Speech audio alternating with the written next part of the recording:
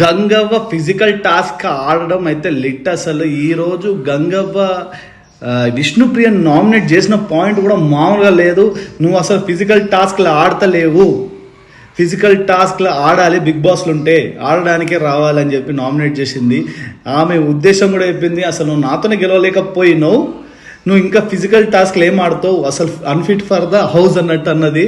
నిజంగా గంగవ్వ పాయింట్ అయితే మామూలుగా లేదు విష్ణుప్రియ మీద. అండ్ యష్మి దౌర్భాగ్యం ఏంటంటే, ఎంతమంది కలిసి నువ్వు తప్పు ఎత్తున్నావు, ఇట్లా ఎత్తున్నావు, సరి చేసుకోమని చెప్పినా కూడా ఆమె చేసుకోవడానికి రెడీగా లేదు.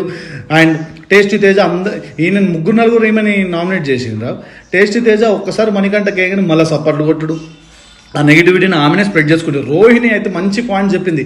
నబీలును మెగా చీఫ్కి ఆడిండు, మన పృథ్వీ కూడా మెగా చీఫ్కి ఆడిండు, ఇద్దరు కష్టపడ్డారు.